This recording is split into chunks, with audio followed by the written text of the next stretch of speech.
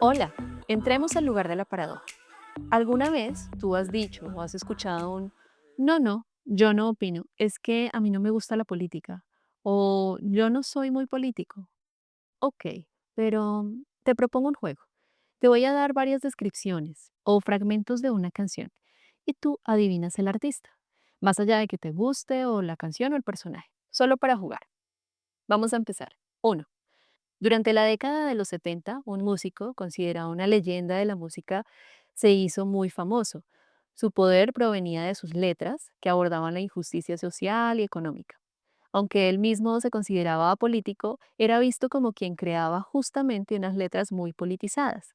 Letras que aportaron a que el pueblo jamaiquino encontrara un sentido de identidad anidado a su religión Rastafari, justo en un momento donde los tiroteos entre bandas callejeras con tintes políticos destrozaban a la gente.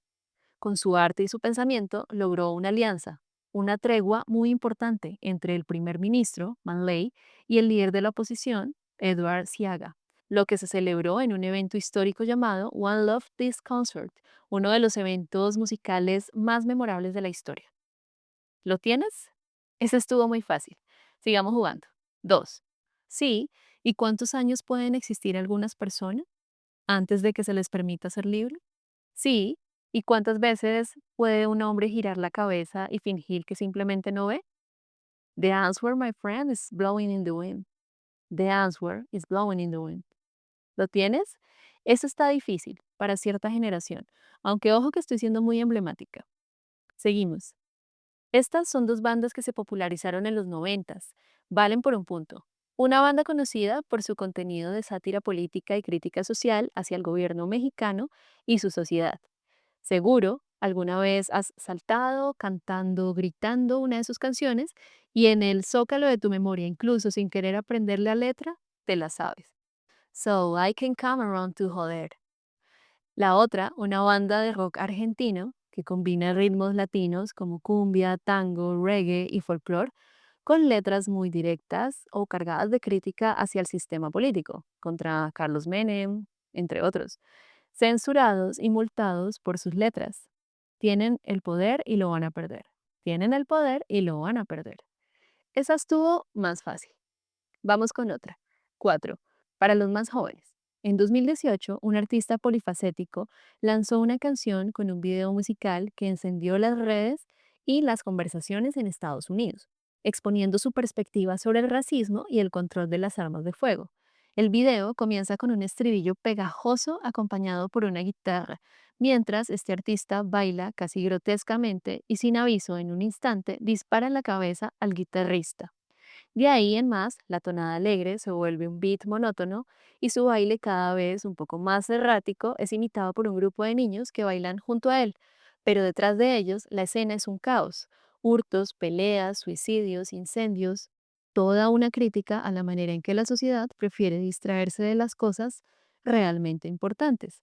Así, el video sigue dándonos un choque frenético con otros eventos complicados que tristemente evocan hechos reales en contra de los derechos civiles en Estados Unidos. Y la última, pero esta es una ráfaga veloz de varios artistas, por un punto.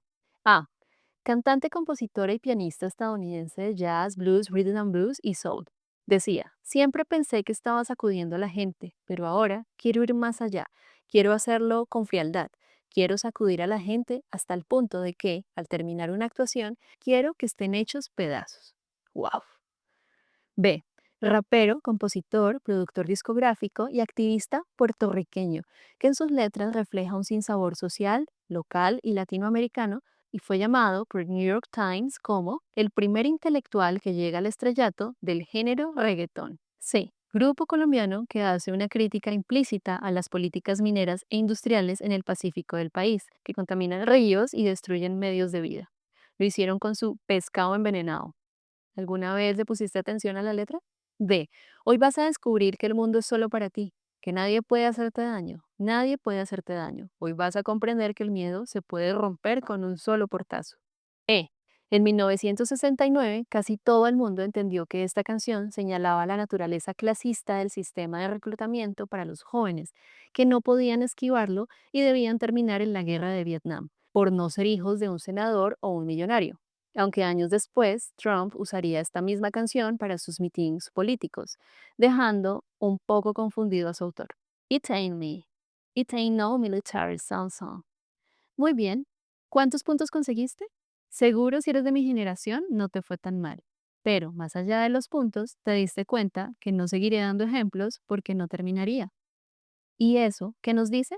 Además de que existen muchos artistas claramente politizados y sobre temas diversos. La verdad es que son muchas las expresiones conocidas en las que el arte denuncia, acompaña y moviliza temas políticos a lo largo de la historia, las culturas y las diversas artes, porque es que ni siquiera te he nombrado artistas plásticos o escénicos que hacen también temblar con su arte.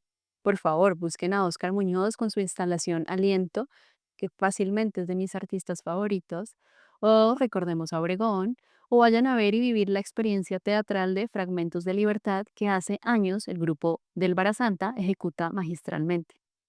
Pero todo esto, ¿por qué? Bueno, porque estos artistas que han puesto en palabras o imágenes estas sensaciones y necesidades que sí son políticas y que seguro alguna te ha resonado en algún momento de la vida, así sea por mera empatía, nos muestra que pretender que no somos políticos tal vez pueda ser pretender creernos una mentira. Y les diré por qué. La política la podemos definir según el momento de la historia. Y entonces nos develará la fase filosófica, los pensares, preocupaciones e insights por los que la humanidad estaba cruzando en esa época, siempre anidado a sus alcances tecnológicos, religiosos, arquitectónicos, económicos, de agricultura, educación, salud pública, en fin. Es decir, la vida misma en acción definiendo ese concepto.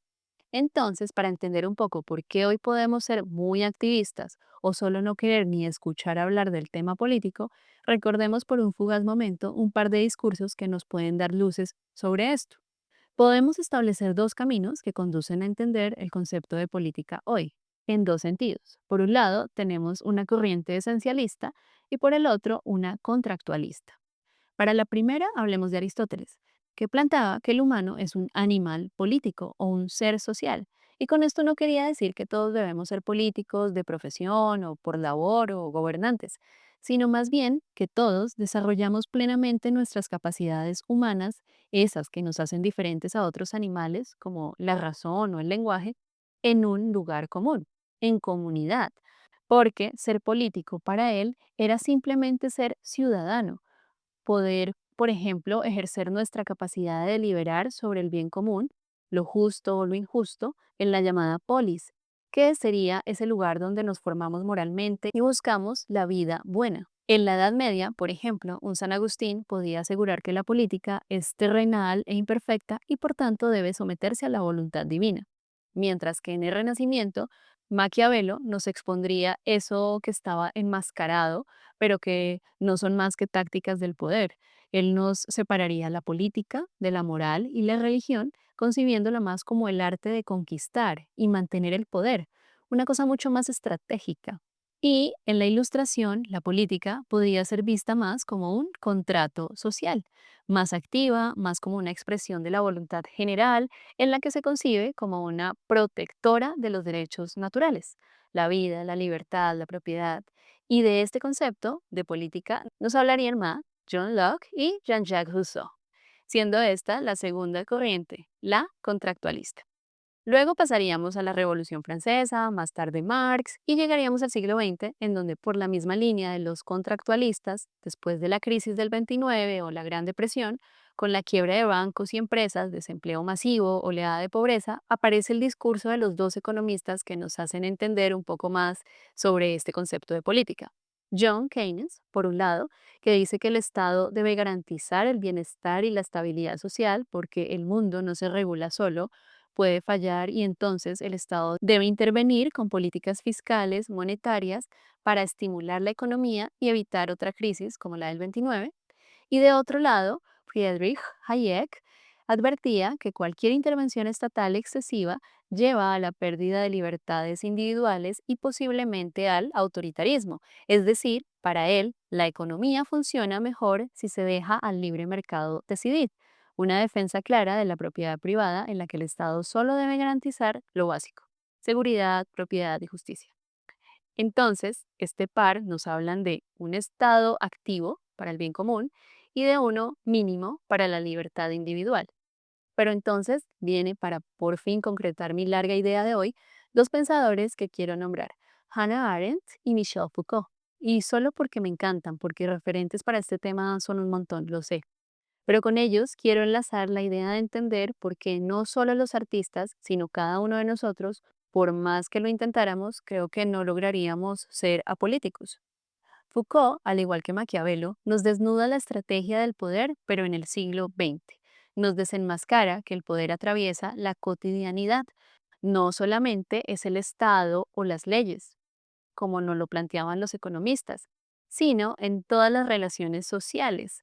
Nos muestran sobre el control de las personas a través de la salud, la educación, la economía, por ejemplo, en dinámicas del día a día, que hoy veríamos muy normales. Cámaras de seguridad, cámaras para vigilar el tránsito, horarios escolares, uso de uniformes, exámenes, campañas que te dicen cómo debe ser tu cuerpo, sano, productivo, con cuáles dietas, ejercicios y tener cierta apariencia. O en redes sociales, un contenido viralizado que nos moldea la opinión sin que percibamos que ese poder está allí detrás. Es decir, un sistema que busca normalizar comportamientos para que la gente se regule, siga las reglas. Así, con estos micropoderes, podemos decir que la política es la red de relaciones de poder que atraviesa los cuerpos, las instituciones y los saberes, organizando la vida misma. Hannah Arendt, por su lado y complementando mi punto, nos mostraría que la política es el espacio donde los seres humanos están juntos para actuar, hablar y construir el mundo. Ella retomaría la línea esencialista aristotélica, postulando que el concepto de política no es solo las instituciones y una administración por parte del Estado, sino más bien es el escenario en el que los seres, unos ante los otros, nos mostramos libres, iguales y participamos activamente para hablar y así reconocer al otro en la pluralidad, es decir, en las diversas perspectivas y la posibilidad de actuar en el mundo, gracias a esos diversos conocimientos, intereses, necesidades y puntos de vista. Es decir, aquí la política es un concepto en el que es igual a ser humano, pues se trata de ser ciudadano, de salir a la calle, de interactuar con otros, de habitar la ciudad, sus estructuras, sus narrativas, sus dinámicas. Y es por esto que decir que no somos políticos podría equivaler a decir que somos ermitaños o tenemos un trastorno esquizoide de personalidad, porque sencillamente para no ser políticos tendríamos que no salir a la calle, vivir en soledad, en el desapego o desinterés por las relaciones con otros, hasta el vecino del lado. Entonces, tú sales a la calle, eres ciudadano, buscas trabajo, interactúas con alguien. En el mundo de hoy, tal vez entendemos la política de una manera muy estrecha. A veces la asociamos a pertenecer a un partido, simpatizar con un gobierno o a los periodos de elecciones en donde salimos a votar y vemos más de frente la politiquería. Y claro, lo asociamos a la corrupción como algo muy ajeno a nuestra cotidianidad. ¿Pero en serio lo es? En este contexto que nos revelan estos pensadores, parece que ser político no es necesariamente ser un gran activista o tener un cargo público, sino solo es estar inmerso en la sociedad. Es que al parecer, incluso cuando no opinamos porque decimos que no nos gustan los políticos, ese no opinar ya es tomar partido, porque voluntariamente nos hemos estado negando a participar de lo que previamente hemos evaluado como incorrecto, desgastante, sin sentido, malo, y entonces hemos hecho un ejercicio de pensar en esas dinámicas que no nos representan o no va con nuestros intereses o nuestro modo de ser y hacer en la vida. En ese no opinar estaríamos mostrando nuestro distanciamiento ante un análisis previo de lo que vivimos en el día a día. Entonces, así como Gambino nos baila satíricamente para evitar que veamos la sociedad rota detrás del espectáculo, Bebe habla sobre las mujeres empoderadas que cierran ciclos de violencia intrafamiliar.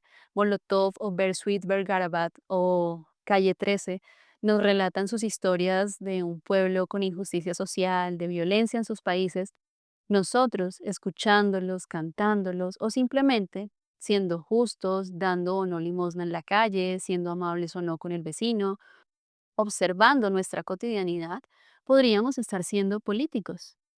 Pensemos, cuando decidimos en qué colegio serán formados nuestros hijos, cuando sacamos la basura a una hora determinada según las reglas del edificio donde vivimos, o cuando elegimos con quienes queremos salir a beber una cerveza y con quienes jamás lo haríamos, estamos decidiendo el marco conceptual que queremos y el que es más coherente con nuestro modo de ver y querer vivir la vida. Es decir, estamos poniendo en práctica habilidades de comunicación, análisis, valores, conciliación, porque es que opinamos, sí que opinamos y accionamos, así no lo digamos, cuando le damos la silla azul al adulto mayor, cuando le enseñamos a nuestro hijo cómo discutir con respeto y proponer soluciones ante una pelea escolar o tal vez decidimos enseñarle cómo devolver el golpe, o en el trabajo, cuando participamos en una reunión de pasillo, planeando cómo decirle a nuestro jefe que queremos exigir mejores condiciones laborales, ¿qué estamos haciendo? Así que, incluso para alejarte, debes haber hecho previamente un ejercicio de conciencia. Has hecho un análisis político, has hecho un análisis de nuestra sociedad y determinas de qué te quieres alejar.